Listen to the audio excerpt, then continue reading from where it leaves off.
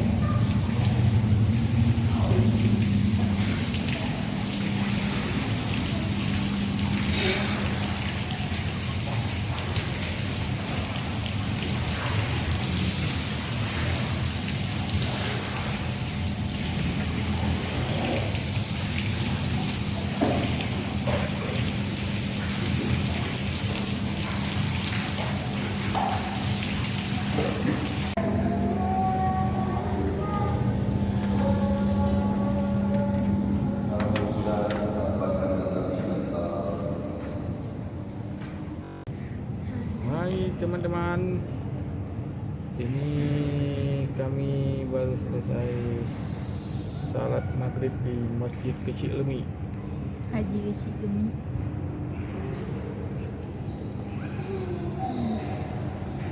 Kah. Ini Bang Zaki dengan Bang Faiz.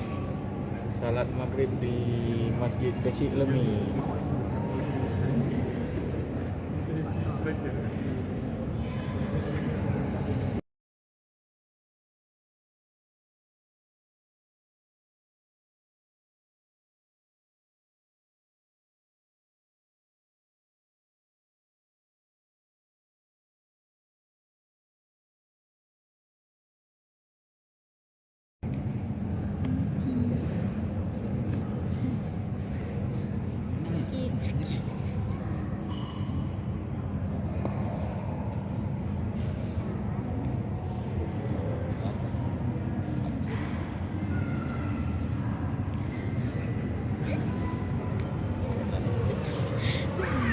Waduh Pak.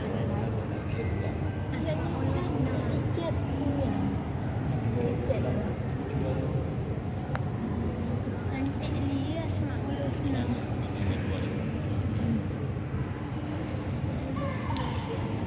Mana ya Allah yang mana?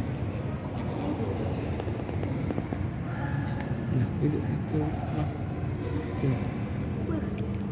Ya Pak. Malay. Pulih. Ana bilang video sambung lang ayam muka sambung lang.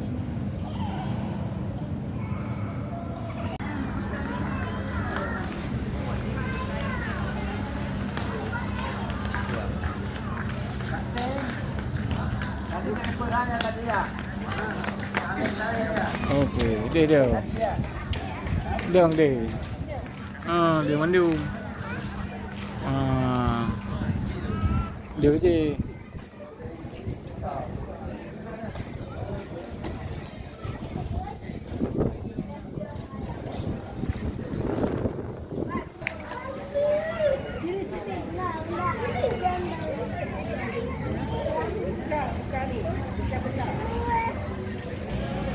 Udah.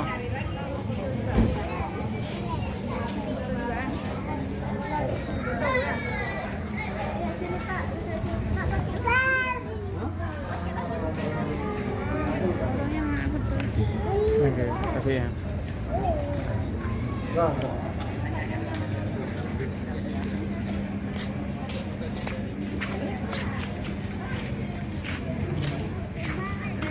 Ayo.